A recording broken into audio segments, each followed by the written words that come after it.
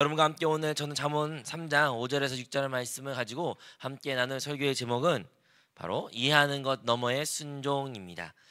여러분, 오늘도 첫 번째, 두 번째, 세 번째, 그리고 오늘이 네 번째 순서로 여러분과 함께 이 너머의 시리즈의 설교를 하고 있습니다. 첫 번째 건 바로 보이는 것 너머의 능력에 대해서 이야기를 나눴죠. 우리의 눈에 보이는 것이 전부가 아니라 보이지 않는 그 살아계신 하나님의 능력이 있다는 것을 우리 함께 은혜로 나눴습니다.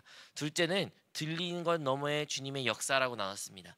우리가 세상에 많은 소음이 있고 염려, 걱정, 근심이 부정적인 이야기들이 있을지라도 그 들리는 것을 넘어서 하나님 보이지 않는 곳 가운데 일하고 계시며 우리에게 지금도 하나님의 음성으로 말씀하고 있다라는 내용의 말씀을 나눴고요. 지난주에 같은 경우에는 느끼는 것 너머에 뭐예요? 진리라는 거예요. 우리가 많은 것을 느끼고 불안, 염려, 걱정, 근심, 심지어 행복조차도 많은 것이 느껴지지만 그것들은 너무나 쉽게 변하는 것이며 결국엔 그것을 의지해서 그것을 따라 살아가는 것이 아니라 변하지 않는 오직 하나님의 말씀 그 진리만을 붙잡으며 우리가 살아가야 된다. 우리의 영혼을 향하여 이 진리의 말씀을 선포해야 된다라는 말씀을 나눴습니다. 그리고 오늘은 그 마지막 순서로 여러분과 함께 바로 보이는 것 그리고 들리는 것 느껴지는 것 그리고 오늘은 무엇입니까? 이해하는 것 너머의 순종에 대해서 말하면서 그 시리즈를 마치려고 합니다. 여러분, 우리가 오늘 살고 있는 시대는 어떠한 시대입니까? 생각보다 지난주도 말했지만 우리가 이성적이다라는 생각을 하지만 물론 감정적인 부분이 많이 있다고 말했지만 그럼에도 불구하고 우리는 스스로를 되게 이성적인 판단을 많이 하며 살고 있다라고 생각해요. 어떻게 알 수 있냐면 우리는 많은 행동을 어떻게 하냐? 이해하면 납득하면 우리는 그것을 행한다라고 우리 스스로는 말합니다. 반대로 말해볼까요?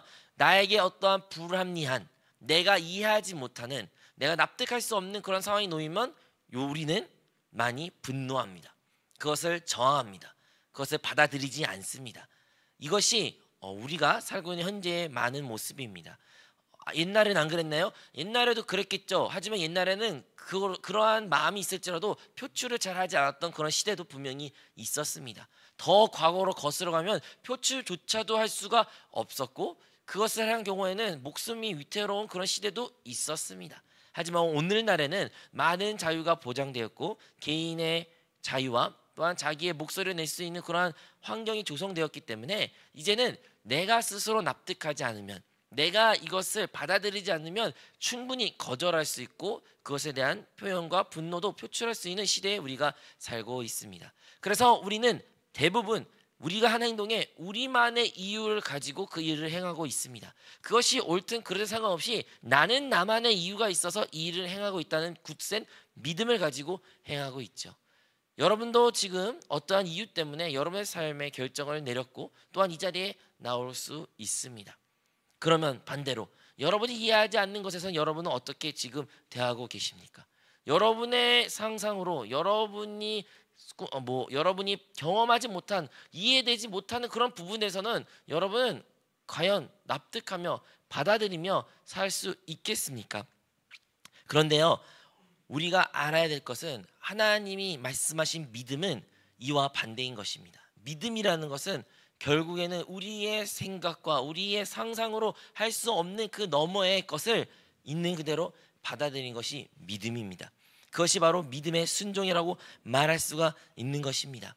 성경의 대표적인 이 믿음의 조상을 한 사람을 뽑자면 누가 뽑힙니까? 바로 아브라함이죠. 우리의 믿음의 조상 아브라함을 뽑습니다. 이 아브라함은 어떻게 믿음의 조상이 되었냐? 바로 그의 하나밖에 없는 독생자 아들 이삭을 하나님께 번제로 드려지는 그 행위를 통하여 하나님께서는 그의 믿음을 기뻐 받으셨고 믿음의 조상으로 세우셨다는 것을 우리가 알 수 있습니다. 물론 그전에도 믿음으로 하나님 아버지를 따랐고 하나님의 일들을 행했고 순종하였지만 그가 마지막의 시험은 결국은 이삭을 하나님께 번제를 드리는 그 모습을 통해 하나님께서는 그를 하나님은 자기를 경외한 자로 인정하셨던 것입니다. 여러분, 이렇게 믿음은 때로는 우리의 생각과 우리의 이해에 뛰어넘는 어떠한 것입니다. 하지만요, 우리가 기억해야 될 것은 믿음은 우리의 생각이 멈출 때에 비로소 작동되는 것입니다. 생각이 많으면 많을수록 생각이 깊어지면 깊어질수록 생각을 따라 행하면 할수록 우리의 삶의 모습은 믿음과 많이 다르게 되는 것이죠. 믿음은 생각이 바로 멈춘 그 지점에서 시작되는 것입니다. 그래서 여러분의 몇 가지 포인트를 이야기하려고 합니다. 첫 번째 포인트는요, 우리는 이해를 넘은 믿음이 있다는 것을 알아야 돼요. 우리의 믿음은요, 우리의 이해에서 한정되어서는 안 됩니다. 우리의 이성, 우리의 경험, 우리의 이해 안에서의 믿음만이 있는 것이 전부가 아니라는 것이죠. 이해를 뛰어넘는 믿음이 있다는 것을 우리는 기억해야 됩니다. 오늘의 본문의 말씀이 그런 말씀이 아닙니까? 우리 한번 다시 읽어볼까요? 잠언 3장 5절에서 6절의 말씀입니다. 너는 마음을 다하여 야훼를 신뢰하고 내 명철을 의지하지 말라. 너는 범사에 그를 인정하라. 그리하면 내 길을 지도하시리라. 아멘. 저기서 말하는 첫 번째, 내 명철을 의지하지 말라. 너의 생각, 너의 경험, 너의 머리를 의지하지 말라는 거예요. 너의 지혜를 의지하지 말라는 거예요. 마음을 다하여 누구를 신뢰하라?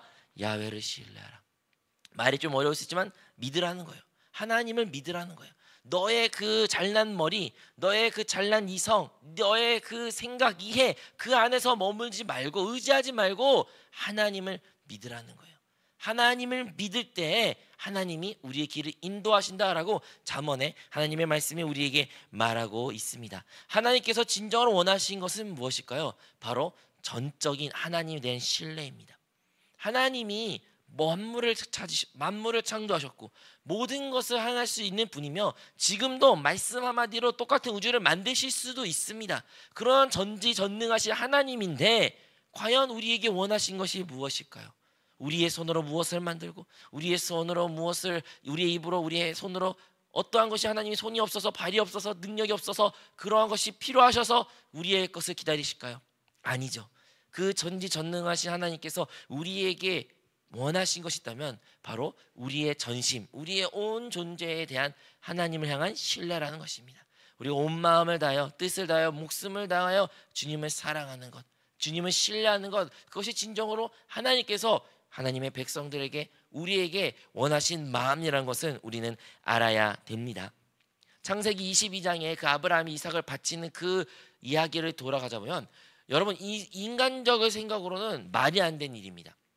어떻게 하나님께서 그 100세에 낳은 아들을, 하나밖에 없는 아들을, 심지어 그 아들을 통해서 하나님께서 만국의 아버지로서 아브라함을 사용하실 것이고 복의 통로가 될 것이며 하나님께서 큰 것을 주신다고 그 아들을 통해서 약속을 하셨는데 그 약속을 근데 하나님이 자기에게 번제로 드리라는 거예요.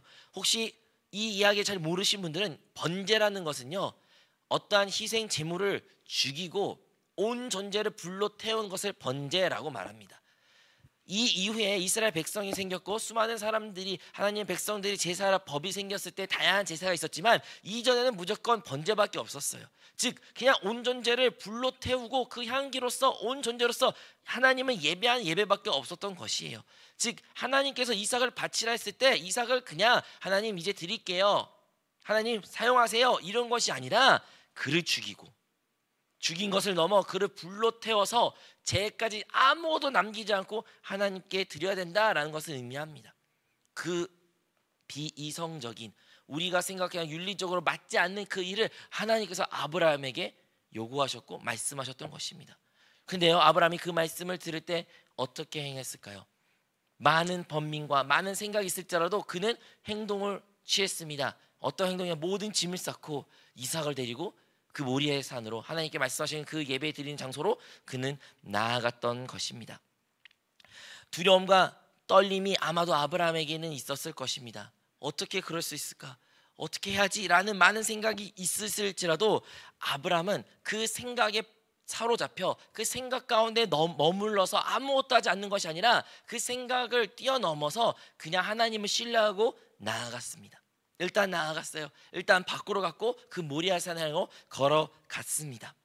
이렇게 그의 믿음은 어떠한 자기의 인간적 이해를 뛰어넘는 하나님의 요구에 대한 반응이었습니다.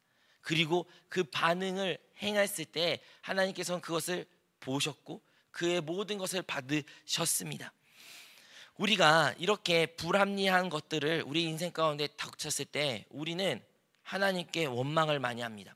나의 인생에, 나의 삶에 왜 이런 문제가 있을까? 왜 나만 이럴까? 하나님 진짜 그러신 거예요? 좋으신 하나님이에요? 어째서 하나님은 나만 이러는 것 같아요? 우리만 그런 것 같아요? 우리는 하나님께 그런 수많은 질문을 합니다. 그런데 그 질문의 근거는 어디서 비롯된 것입니까? 대부분 우리의 이해 안에서 나오는 질문들입니다. 우리가 가지고 있는 이 생각의 틀 안에서 그 하나님을 가두고 그 하나님의 또 그 말씀과 행하신 그 모든 일을 하나님께 질문을 퍼두며 결국에는 원망과 시비와 불평을 하나님께 토로하는 모습을 하는 것입니다. 그리고 아무것도 하지 않는 우리의 모습을 보게 되는 것이죠. 그것은 믿음이 아니라는 것입니다. 그런데 우리가 항상 기도가 더디어지고 우리의 삶 가운데 좋은 일보다는 안 좋은 일이 일어날 때 우리는 이러한 모습을 보일 때가 너무나 많이 있는 것입니다. 하나님을 믿는다고 말하면서 정작 우리의 삶의 현장의 모습은, 나의 입술은 진짜 하나님을 믿는지 의심이 들 때도 있는 것이죠. 이것이 진정으로 하나님이 말씀하셨던 믿음일까요? 하나님은 우리에게 때로는 정말 무리한 질문들 아니면 요구를 행할 때가 있습니다. 우리가 오늘날에는 이제 누구를 바쳐라 이런 하나님의 제사를 원하시지 않지만 예수님께서 이 땅에 오실 때 어떤 말씀하셨습니까? 원수를 사랑하라고 말씀하셨어요. 너희가 오른뺨을 맞으면 왼뺨을 돌려대라고 말씀하셨고, 너에게 겉옷을 달면 속옷까지 도고 올리는 심리까지 거라는 이러한 요구를 예수님께서 너희는 행해야 된다. 바리새보다 더 뛰어나는 의를 가져야 된다라고 우리 예수님께서는 말씀하셨던 것입니다. 그러한 이야기 들을 때 우리의 반응은 무엇일까요? 우리는 그것을 진짜 믿음으로 순종하며 갈아갈까요? 아니면 우리의 이해 안에 못한 일이야, 할 수 없어, 어떻게 그럴 수 있어 라고 생각할 수도 있고, 때로는 그 이야기 들을 때 아니야, 난 진짜 그 사람 사랑할 수 없어, 어떻게 사랑해, 그 사람이 나에게 어떤 사람인데 하면서 강력하게 거부할 수도 있습니다. 하나님, 다른 건 다 할 수 있는데 그것만 할 수 없어요. 우리의 죄에서부터 돌이킬 문제도 마찬가지입니다. 하나님께서도 우리에게 어떠한 죄를 버리고 어떠한 일을 끊으라고 말하고, 아니면 다시 신앙생활에, 믿음생활에, 교회생활에 더 깊은 봉사에 들어오라고 말할 때, 그런 감동이 있을 때 우리는 우리 안에 있는 수많은 생각과 의견과 또한 우리의 합리로 하나님께 그것을 거부할 때가 있습니다. 하나님, 다 괜찮은데 그것만 아니에요. 하나님, 왜 꼭 그것만 강요하시나요? 아니면 요구하시나요? 하나님 참 이상하신 분이네요 라고 우리는 하나님께 질문하곤 합니다. 하지만 질문이 전부가 아니죠. 그 결과는 무엇입니까? 결국에는 하나님에 대한 믿음이 없는 우리의 모습을 보게 되는 것이죠. 하지만 하나님께서는 우리를 사랑하시고 우리에게 가장 좋은 길로 인도하시며 우리에게 복 주신 분임을 우리는 믿어야 됩니다. 사랑하는 여러분, 하나님은요 어떠한 분이시냐면요, 그의 하나님밖에 없는 독생자, 그의 아들 예수 그리스도를 아브라함은 죽이려고 했지만 결국에는 안 죽이고 하나님께서 이삭을 대신 다른 번제물로 주었지만, 하나님은 자기의 아들을 진짜 십자가에서 죽이셨어요. 자기 하나님밖에 없는 그 아들을 누구를 위하여?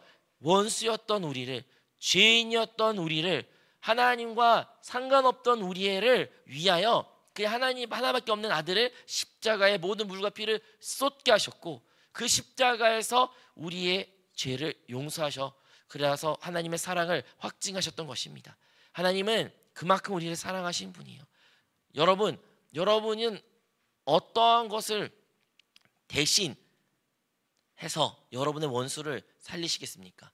대부분 우리 원수를 그렇게 살릴 마음도 없고 그러한 사랑할 힘도 없고 사랑하고 싶지도 않습니다. 하지만 하나님은 원수였던 우리를 그렇게 사랑하셨고 그렇게 품으셨고, 그리고 그 하나님의 아들까지 죽이셨던 하나님이시라는 것입니다. 이제 그 하나님은 이제 우리의 참된 아버지가 되시어 우리에게 생명을 주셨고 우리에게 영생을 허락하셨으며, 또한 이제 하나님의 자녀로서 하나님의 상속자가 된 자입니다.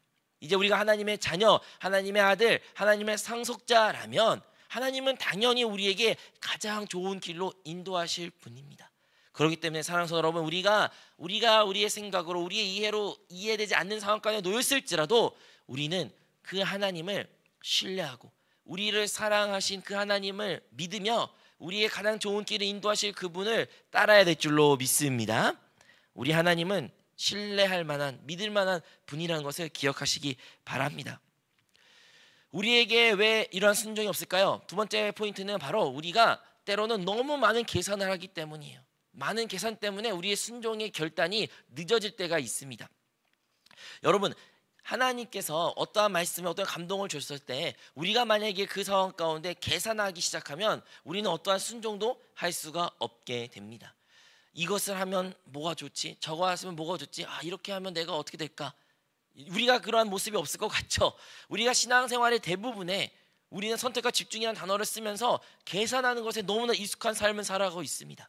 신앙생활에, 믿음 생활하는 것에, 말씀 있는 것에, 교회 나오는 것에, 예배드리는 것에, 봉사하는 것에, 하나님을 위하여 산다는 것에 우리는 자연스럽게 무엇인가를 계산하고 있습니다. 내가 이것을 하면 이것을 읽는데, 이것을 하면 이것을 할 수가 있는데, 이것을 안 하면, 이것을 하면 이렇게 저렇게 되는데, 수많은 계산이 우리의 머릿속에 있는 것입니다. 그리고 그러한 계산 때문에 우리는 하나님의 말씀에, 하나님의 그 인도하심의 기름 부으심에 순종하지 못할 때가 많이 있는 것입니다. 그런데요, 우리는 계산보다는 계산을 멈추고 우리의 생각을 멈추고 우리는 그냥 하나님의 말씀을 붙잡고 그 말씀대로 살아야 되고 그 말씀을 따라야 행해야 된다는 것을 기억해야 됩니다. 여러분, 우리가 아브라함에 대해 얘기 났습니다. 이 아브라함은 이삭을 하나님께 드렸는데 말도 안 된 일이죠. 어떻게 이게 가능합니까? 그런데요, 구약에서는 설명되었다는 그 이유가 신약에서는 설명해 줍니다. 히브리서 같은 경우에는 아브라함이 어떠한 마음으로 이삭을 드렸냐면 바로 하나님을 신뢰하는데, 어떤 하나님? 죽은 자도 살리시 하나님을 그는 신뢰해서 이삭을 하나님께 바쳤다라고 성경에 기록되어 있습니다. 우리 히브리서 11장 17절에서 19절의 말씀인데요, 우리 한번 이거 읽어보겠습니다. 시작. 내 자손이라 칭할 자는 이삭으로 말미암아 하셨으니 그가 하나님이 능히 이삭을 죽은 자 가운데서 다시 살릴 줄로 생각한지라 비유컨대 그를 죽은 자 가운데서 도로 받은 것이니라. 아멘. 여기서 말하는 것처럼 아브라함이 어떠한 하나님을 믿은 거예요? 이삭을 죽은 자 가운데서 다시 살리실 줄로 그는 믿었고 생각했다라고 말하는 것입니다. 여러분, 아브라함은 어떠한 관점에서 이러한 믿음을 가질 수 있었을까요? 그 믿음을 가졌고 그 믿음의 눈으로 바라봤고 그 믿음을 사용했기 때문에 이러한 결론을 내릴 수 있었던 것입니다. 인간적인 세상적인 계산과 그 셈으로 하면 결코 이러한 답이 나올 수가 없어요. 여러분, 세상에서 이러한 셈이 어떻게 나옵니까? 하나님의 그 선택을 하면 하나님께서 죽은 자 살린다, 어떠한 세상에서 그거를 보장하며 그렇게 말합니까? 아무도 그렇게 말하지 못하고 아무도 그렇게 행할 수도 없습니다. 그런데 아브라함은요, 그 모든 것을 어떻게 해요? 믿음의 눈으로 바라보고 믿음의 관점에서 일을 행했던 것이죠. 그래서 그 믿음을 통하여 하나님을 신뢰했고 그 하나님을 신뢰했기에, 그 부활의 하나님을 믿었기에 그는 이삭을 순종으로 하나님께 올려드릴 수 있었던 것입니다. 우리는 하나님 앞에 절대적인 순종이 필요합니다.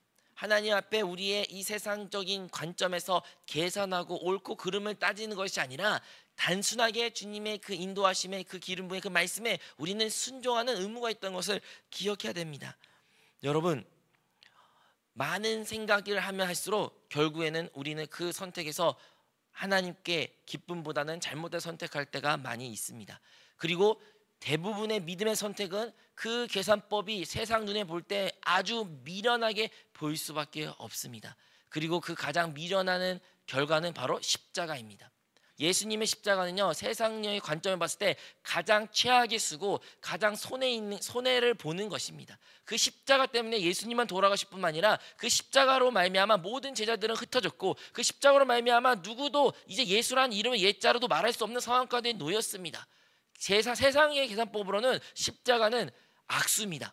그런데요, 믿음으로 예수님께서는 그 십자가의 길을, 그 영광의 길을 걸으셨고 결국엔 그 믿음을 통하여 하나님께서는 그를 3일 만에 부활시키사 보혜사 성령으로 다시 이 땅에 오시어 교회를 세우셨고 또한 지금까지 주님의 몸된 교회가 이어지고 있는 것을 우리가 증언하고 있습니다. 그러므로 사랑하는 성도 여러분, 우리가 어떠한 하나님의 인도하심과 부르심과 또 말씀이 있을 때 우리 머릿속에 계산이 돌아가게 된다면 우리는 세상의 계산법에 봤을 때 가장 최악의 수를 선택할 수 있는 용기가 있어야 됩니다. 아니요, 그 선택이 때로는 맞고 하나님이 기뻐하는 것이며 그것이 믿음의 선택이고 그것이 바로 순종이라는 것입니다. 제 군대 예화를 하나 드리려면 제가 군대 갈 때만 해도 저 때는 흔히 말하는 구타가 있었습니다. 구타가 뭐냐면 이제 조금 군생활 잘 못하면 맞기도 하고요. 이제 어렵게 힘들게 하는 그런 상황까지 놓여 있었는데 그렇게 욕설도 많이 하고 구타도 있었던 그런 시대에 저도 군생활을 했는데 그래서 이제 선임들의, 특히 간부들의 말에 그 지시사항을 순종할 수밖에 없었던 그런 분위기가 아주 강했습니다. 강압적인 분위기가 아주 강했습니다. 그러한 상황 가운데 군생활을 하면서 이제 명절이 다가왔습니다. 추석이었는지 설날을 정확히 기억 안 나지만 명절이 다가왔는데 그 명절날에 이제 간부가 그리고 온 군 그 복무 생활관이 너무나도 좋은 날이니까 이날 우리 다 같이 신나게 술 먹는 날로 내가 허락해 줄게. 그래서 간부가 술을 엄청 많이 사오가지고 이날만큼은 내가 다 풀어준다. 이날만큼 너희들 마시고 싶으면 마셔라 하면서 술을 쫙 돌리면서 흔히 말하는 잔을 다 하나씩 만들고 자 마시자 이런 분위기가 있었어요. 자, 그 분위기 있을 때 제 머릿속에는 이제 계산이 들거죠. 야, 이걸 안 먹으면 야, 내 군 생활이 진짜 망하겠다. 이거 눈 딱 감고 한 잔만 마시면 좋겠다. 근데 그 자리에 또 누가 있었냐면요, 흔히 말하는 주일에 같이 예배 드렸던 선배도 있었고 선임도 있었고 또한 간부도 있었고 그 뭐 장교도 있었습니다. 분명히 교회에서 봤던 얼굴들이 있었는데 그분들도 다 같이 마시고 있는 거예요. 근데 거기서 이제 머릿속에 막 복잡해요. 복잡할수록 어떠한 마음이 더 끌리겠습니까? 아, 안 마시는 게 더 나은 것 같아 라는 생각이 들 수밖에 없어요. 근데 바로 그때 생각을 제가 접었습니다. 그냥 생각을 접었습니다. 그리고 반대로 그냥 욕먹자, 그냥 가장 이왕 안 마실 거 그냥 최악으로 더 찍히자 라는 말로 해서 그 자리에서 그냥 아주 단호하게 단도직입적으로 여러 번 또 권면했고 또 많은 사람들 권면했지만 다 제가 무릎 쓰고 안 마신다고 했습니다. 저는 대신 그 말했죠. 이제 대신 제가 뒤처리 다 할 테니까 마음껏 드시고 뒷일에 신경 쓰지 마시고 자 그러니까 많이 마시세요 이렇게 말하면서 했는데 어쨌든 그 일이 나서 많은 사람이 저한테 비난거렸고 되게 조롱도 하였고 저를 좋지 않는 말로 했습니다. 하지만 그런 핍박과 어려움이 있을지라도요, 감사한 것은 그 이후에 제가 교회에 간다고 하고 싶다고 말하면 언제든지 저를 교회에 보내줬어요. 언제든 보내줬어요. 다른 사람들은 무슨 근무가 있다, 무슨 일이 있다, 바쁘다 하면 절대로 교회를 안 보내줬는데 저만큼은 어떠한 경우에도 주일에는 예배 드릴 수 있게 허락해줬던 그런 경험이 있는 것입니다. 하나님의 구원을 또 그러한 면에서 체험하게 된 것입니다. 여러분, 제가 이 말 하는 건요, 우리가 하나님의 말씀에 순종한다는 것은요, 우리가 계산으로 그것을 순종할 수가 없다는 것이에요. 계산을 해서 그 답이 나오지 않다는 것이에요. 때로는 계산이 마이너스가 될 수도 있습니다. 아니 최악의 수일 수도 있습니다. 그럼에도 불구하고 그것을 멈추고 그냥 단순하게 그 말씀에 순종하는 것이에요. 그것이 진정 믿음의 사람의 모습이며 그 믿음을 통해서 하나님께서는 일하시게 된 것입니다.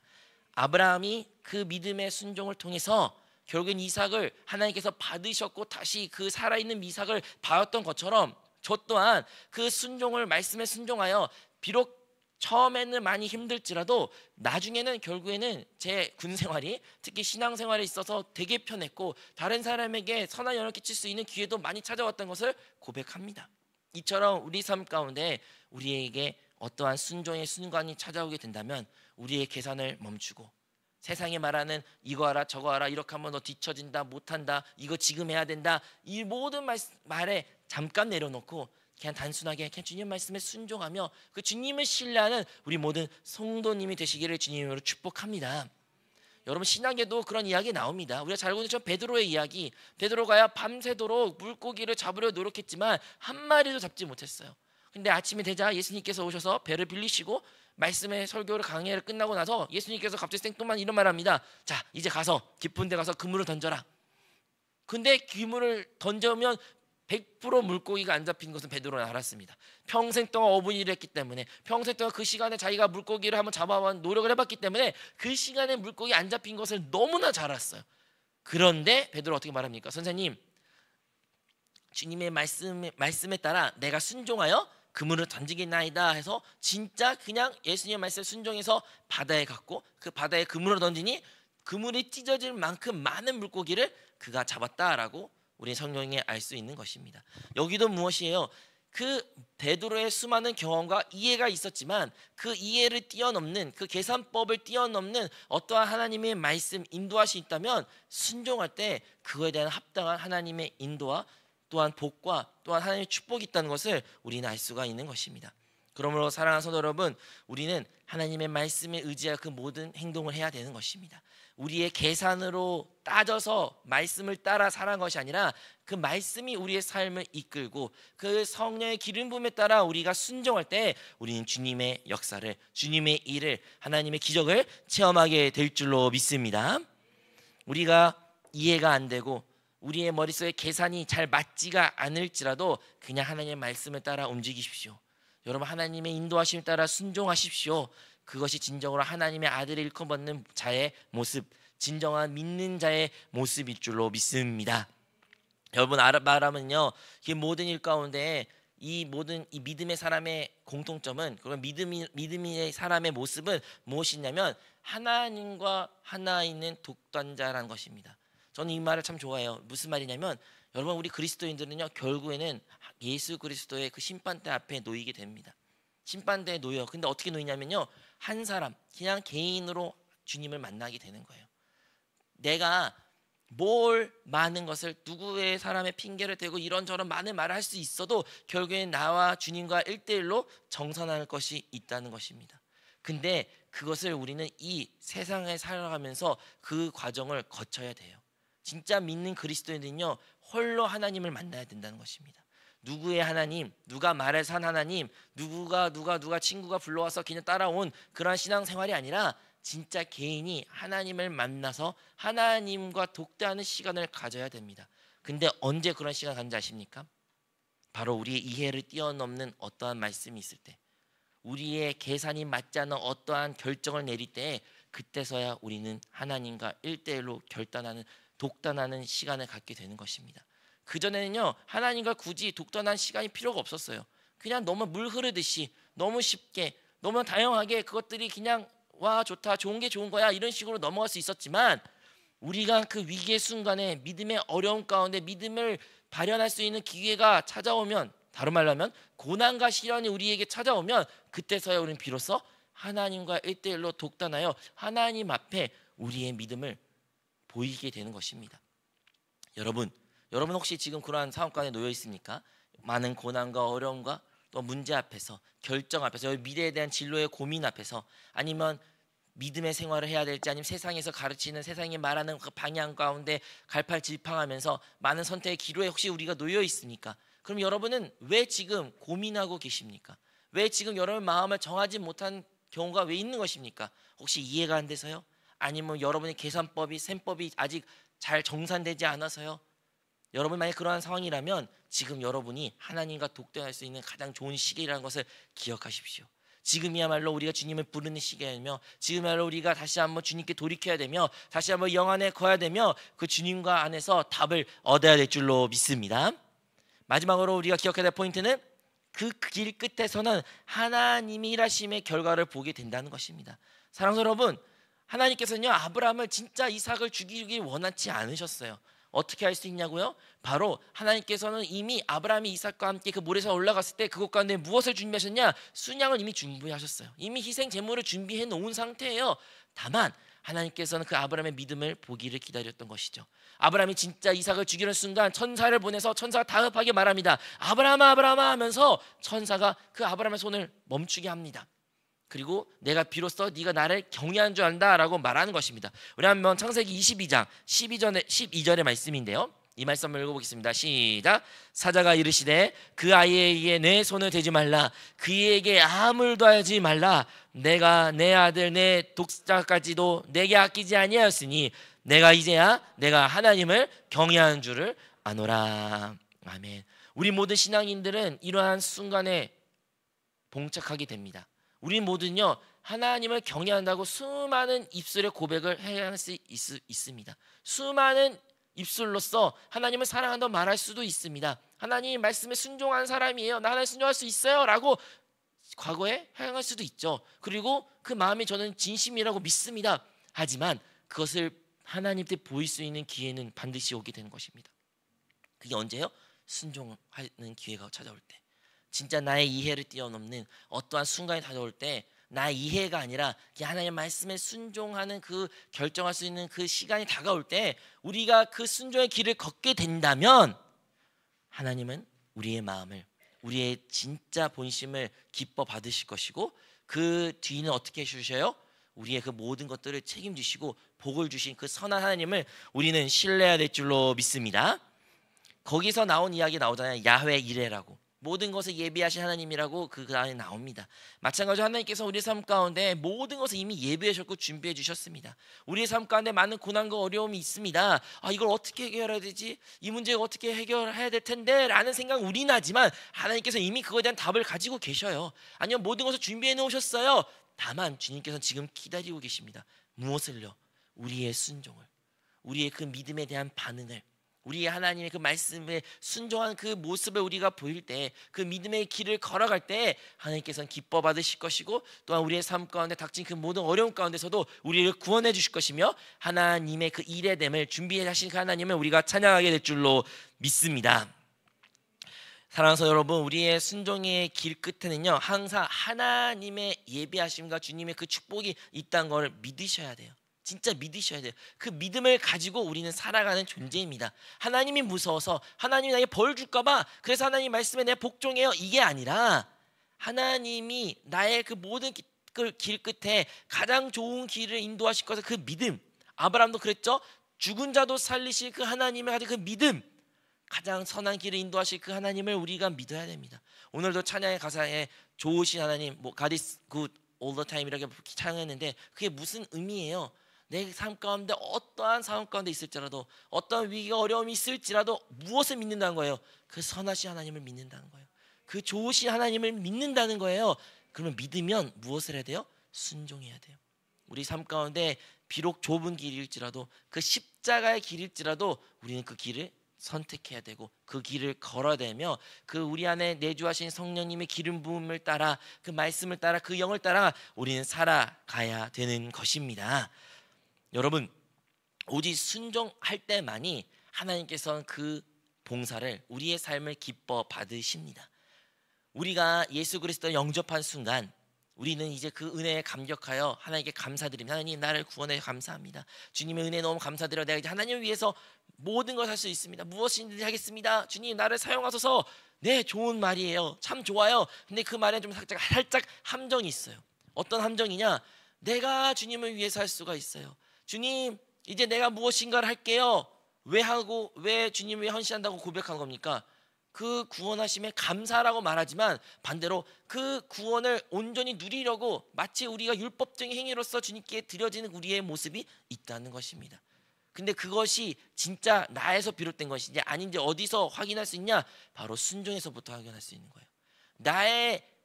내가 할 수 없는, 나의 이해로 할 수 없는, 나의 이해가 되지 않는, 나의 셈법으로 맞지 않는 그 상황 가운데서도 내가 진정으로 하나님의 은혜에 감격하여 이 일을 행한다면 우리는 순종할 수가 있는 것입니다.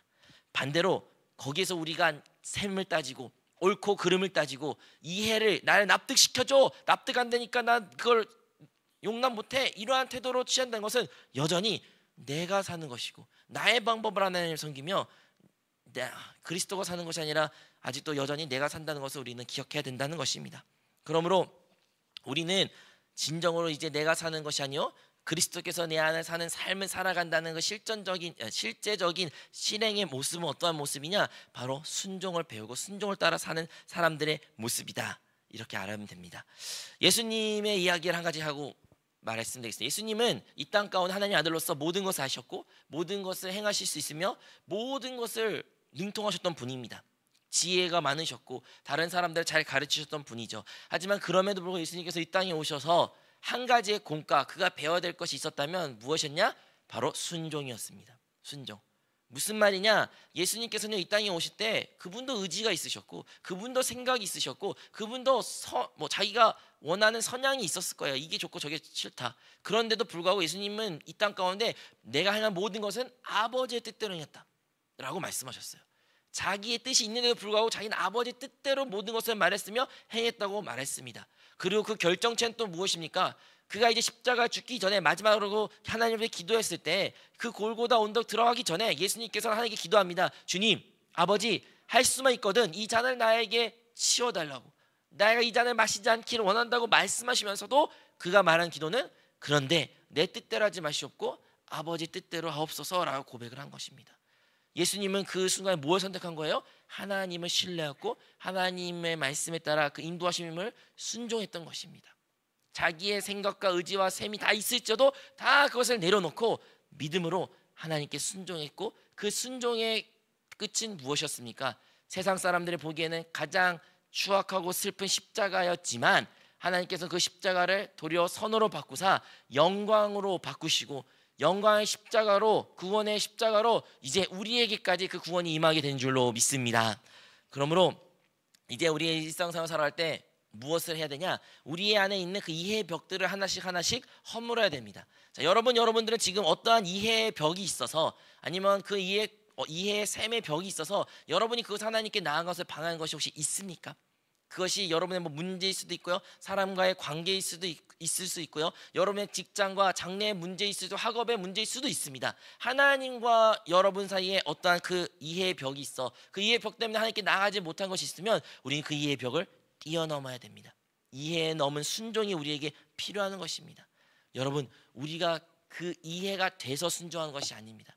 순종하고 나서 우리는 하나님의 뜻을 이해하게 될 것입니다. 그러므로 우리 모두가 다시 한번 우리 안에 계신 그 성령님께 집중하며 이제 죽으시고 부활하고 승천하신 예수 그리스도께서 우리 안에 함께 계시기에 이제 우리가 이 기도의 시간을 통해 다시 한번 주님 안에 집중하고 주님 안에 거하게 된다면 우리는 그 주님의 참된 마음을 깨닫게 될 것이며 또한 한편으로는 그 순종이 우리의 기쁨의 길이 될 것이고 눈물의 길이 될 것이고 영광의 길이 될 줄로 믿습니다. 그러면 사랑하는 여러분, 우리가 여전히 아직까지 용서하지 못한 사람들이 있으면 우리는 하나님의 말씀을 읽어요 용서를 해야 됩니다. 여전히 우리가 죄를 처리하지 않는 부분이 있었다면 우리는 다시 한번 그냥 하나님의 말씀에 순종하여 그 죄를 처리해야 됩니다. 혹시 우리가 하나님의 어떠한 부르심이 있고 우리의 기름 부음이 있는데 그것에 대한 아직도 어떠한 반응도 하지 못하고 고민한 상황이 있었다면 우리는 우리의 셈을 멈추고 우리의 이해를 내려놓고 우리 하나님께 순종해야 됩니다. 여러분, 우리가 그렇게 순종하고 결단할 때 그리고 우리가 우리 안에 주님께 의지하면 성령께서 그 모든 일을 행해 주실 것입니다. 우리는 결단하면 됩니다. 우리는 우리의 생각을 멈추면 됩니다. 우리의 셈을 내려놓으면 됩니다. 그럴 때 우리 안에 계신 그 성령의 충만하심으로 말미암아 인도하심에 따라 행할 때 하나님의 놀라운 역사를 보게 될 줄로 믿습니다. 오늘 다시 한번 이 모든 이제 너머의 시리즈를 마쳤는데요. 마지막 이 믿음의 결단을 하는 우리 모든 성도가 되어 진정으로 세상 사람들도 여러분 바라볼 때 진짜 크리스천이라고 보이는, 세상 사람들 여러분의 그 삶의 모습을 통해서 하나님이 진짜 살아있구나라는 깨닫는 그러한 그리스도인, 진짜 하나님의 그리스도인의 대사로서 이 땅 가운데 살아가는 여러분 되시기를 주님으로 축복합니다.